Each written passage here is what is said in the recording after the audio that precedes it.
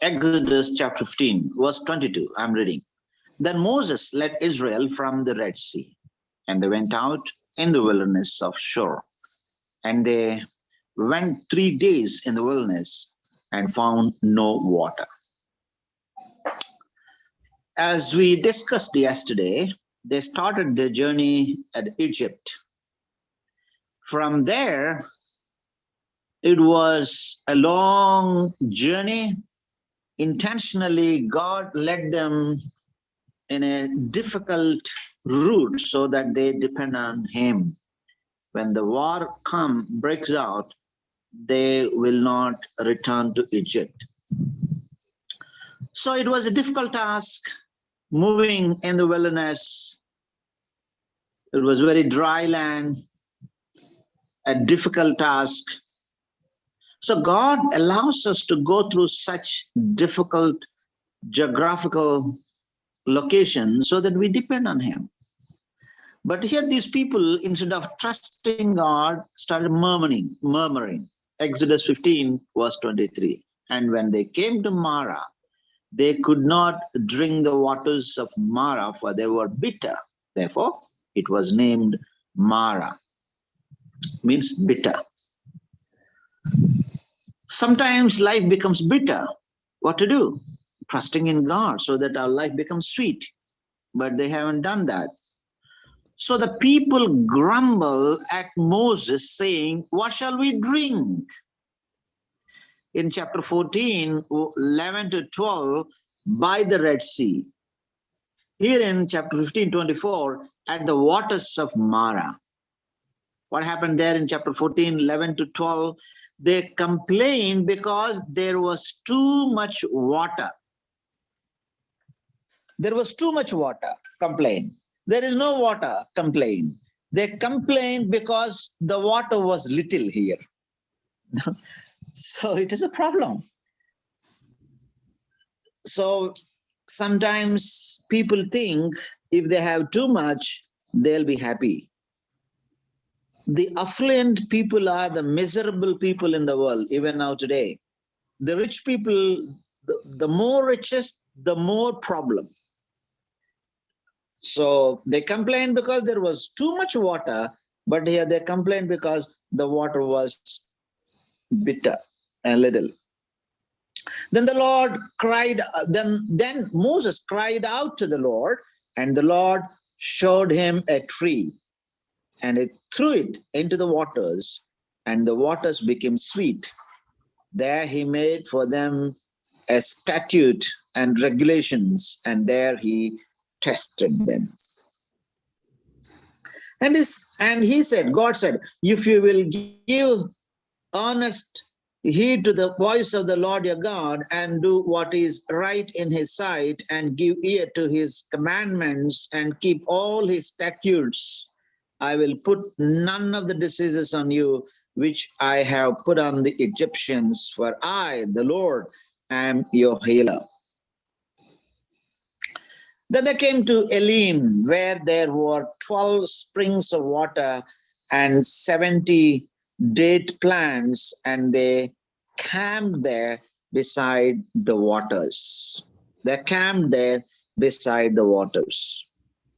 And they set out from Elim, and all the congregation of the sons of Israel came to the wilderness of Sin, which is between Elim and Sinai, on the 15th day of the second month after their departure from the land of Egypt. This is the wilderness. They came up to here, the wilderness of Sin. There they camped there. They pitched their tent. And our God always is with us, whether it is a bitter or sweet. When we trust in God, God turns the bitter into sweet. Instead of murmuring, we need to thank God for all the in all the circumstances. And the whole congregation of the sons of Israel grumbled against Moses and Aaron in the wilderness. And the sons of Israel said to them, would that we had died by the Lord's hand in the land of Egypt, when we sat by the pots of meat, when we ate bread to the full, for you have brought us out into this wilderness to kill this whole assembly with hunger. They complained, grumbled about water, and now they're complaining about the bread. So for some, life is only eating and drinking. Even now, the same grumbling. Grumbling is a terrific sin that we don't take it serious. Then the Lord said to Moses, behold, I will rain bread from heaven for you, and the people shall go out and gather a day's portion every day, that I may test them whether or not they will walk in my instruction. And it will come about on the sixth day, when they prepare what they bring in, it will be twice as much as they gather daily. So Moses and Aaron said to all the sons of Israel, at evening you will know that the Lord has brought you out of the land of Egypt, and in the morning you will see the glory of the Lord, for he hears your grumblings against the Lord. And what are we but that you grumble against us? The Lord rained manna from heaven, and the Lord spoke to Moses, saying, I have heard the grumblings of the sons of Israel. This is really a unique thing. God not only see our struggles and pain and come down and help, he also sees our grumbling and complaining spirit. This is very dangerous. This is very dangerous. God says, I have heard the grumblings of the sons of Israel. Even now today,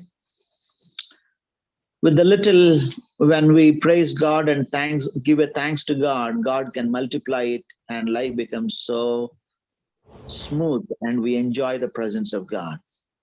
But if we start grumbling, complaining, and murmuring, God also listens to that and judgment comes in us. Speak to them, saying, at twilight you shall eat meat, in the morning you shall fill with bread, and you shall know that I am the Lord your God.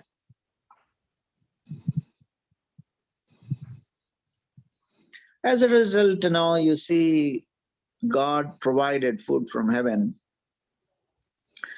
And they said, what is it? For they did not know what it was. And Moses said to them, it is the bread which the Lord has given you to eat. God is a provider. Even now he provides and he continues to help. And Moses instructed them, don't store too much, one day at a time, one meal a day. But some of them haven't obeyed. They gathered extra, but that got spoiled. So God asked them to observe the Sabbath. And it came about on the seventh day, was 27, that some of the people went out to gather, but they found none. Because already God instructed, you gather and save it for Sabbath day. And it's a rebellion spirit. They don't want to trust in God. They don't want to listen. They don't want to obey. And the house of Israel named it manna. And it was like coriander seed, white. And its taste was like wafers with honey.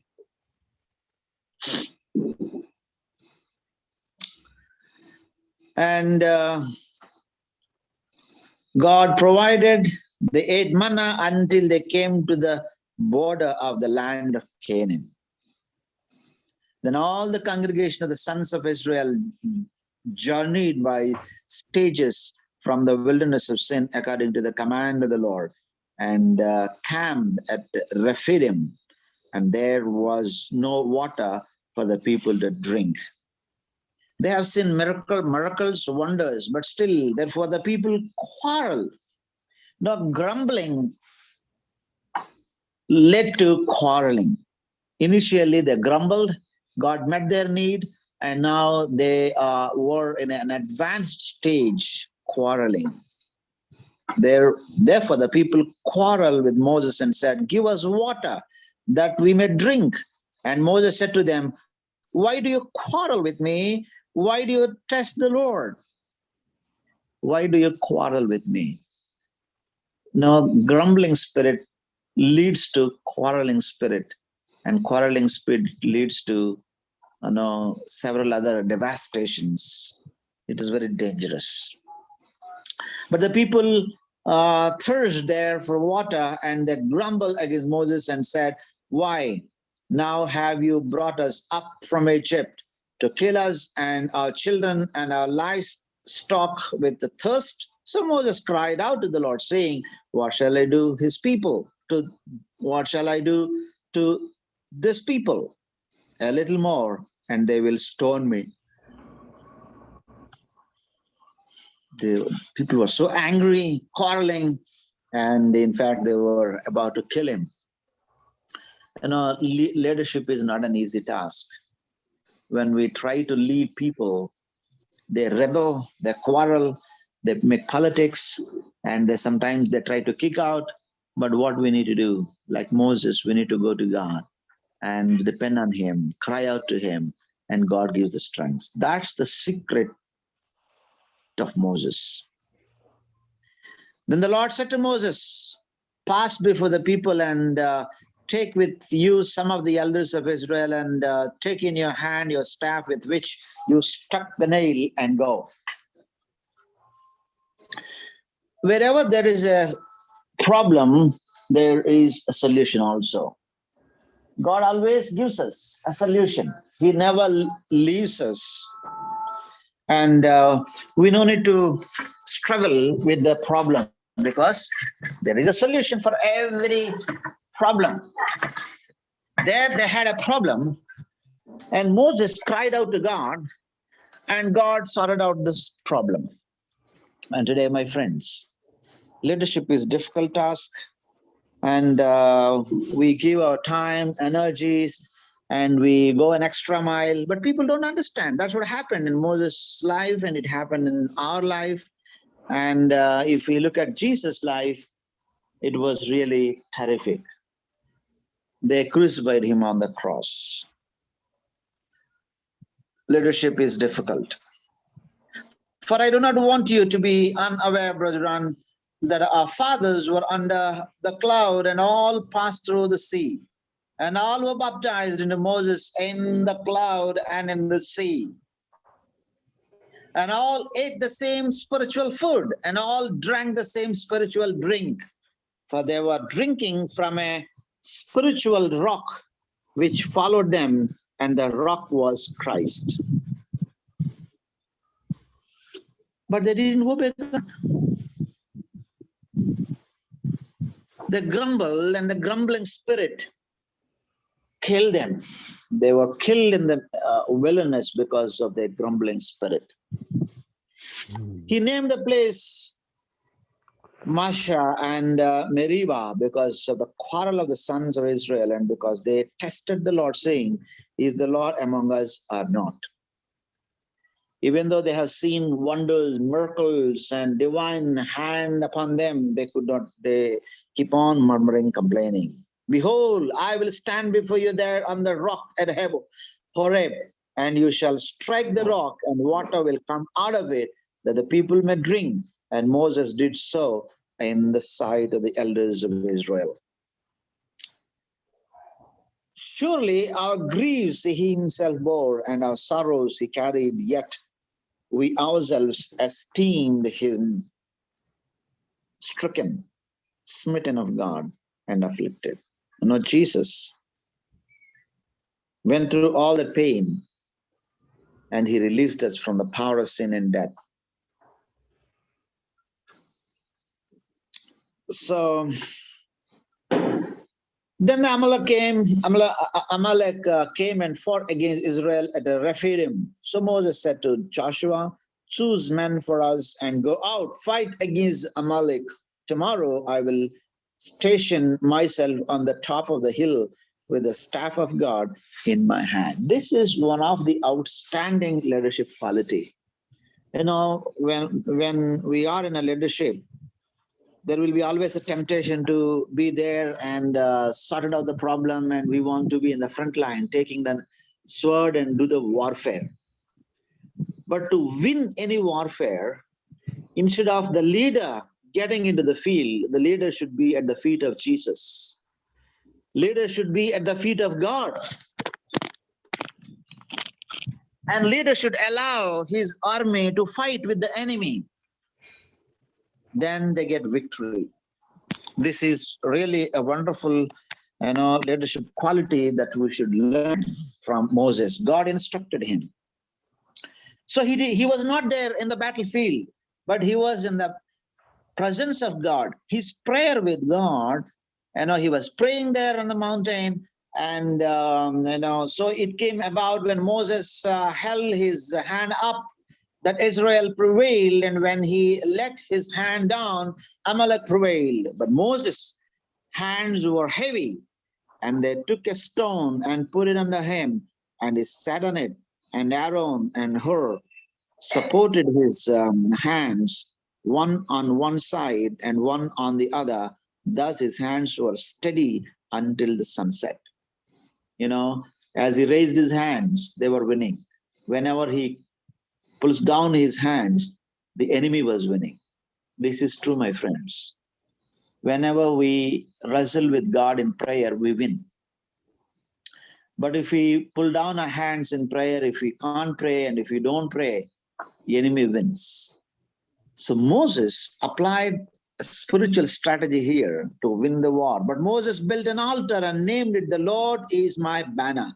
And he said, "The Lord has sworn, the Lord will have war against Amalek from generation to generation."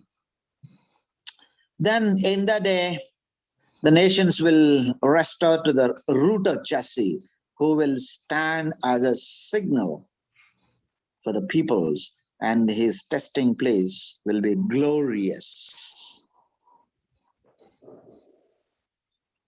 Now Jethro, the priest of Midian, Moses' father-in-law, heard of all that God had done for Moses and for Israel, his people, how the Lord had brought Israel out of Egypt. Jethro, Moses' father-in-law, took Moses' wife Zipporah after he had sent her away, and the two sons of whom one was named Gershom. For Moses said, "I have been a sojourn in a foreign land." The other was named Eleazar, for he said, "The Lord of my father was my help and delivered me from the sword of Pharaoh." Then Jethro, Moses' father-in-law, came with his sons and his wife to Moses in the wilderness, where he was camped at the mount of God. Then Moses went out to meet his father-in-law, and he bowed down and kissed him, and they asked each other of their welfare and went into the tent. It was a kind of an ancient Semitic culture, respecting the elders. You look at here, Moses bowing down to his father-in-law. Not only bowing down, kissing him. So every culture has their own context. It's a kind of a Semitic culture, ancient culture. So those cultural contexts, it was not Moses worshipping his father-in-law, but he was just respecting his father-in-law. He bowed down and kissed him, and they asked each other of their welfare and went into the tent. We see a cultural context there to learn a lesson. Moses told his father-in-law all that the Lord had done to Pharaoh and to the Egyptians for Israel's sake, all the hardships that had befallen them on the journey, and how the Lord had delivered them. Jethro rejoiced over all the goodness which the Lord had done to Israel in delivering them from the hand of the Egyptians. So Jethro said, "Blessed be the Lord who delivered you from the hand of the Egyptians and from the hand of Pharaoh, and who delivered the people from under the hand of the Egyptians. Now I know that the Lord is greater than all the gods. Indeed, it was proven when they dealt proudly against the people." Then Jethro, Moses' father-in-law, took a burnt offering and sacrifices for God, and Aaron came with all the elders of Israel to eat a meal with Moses' father-in-law before God. It came about the next day that Moses sat to judge the people, and the people stood about Moses from the morning until the evening. Jethro, his father-in-law, he came just to see. Of course, he was not quote unquote, no, he was in the group of Israelites. He was a Midianite, and but he comes with a word of wisdom. Jethro principle, even in MBA, business management, people talk about this Jethro principle. What is that? What was the problem? What is Jethro's solution here? How can we apply this to church today? What additional lessons can we utilize for our own day? These are the questions I ask you. I don't want to expand much because you know the context. Moses only dealing as a leader, and father-in-law gave him an advice. You keep 1 for 1,000, 1 for 100, 1 for 10, and you deal only the difficult tasks. Shared leadership. We see there a shared leadership. And this is very essential in our mission praxis. Here ends the lecture today with the shared leadership. So before we conclude, keep these questions and keep thinking when we meet next Monday.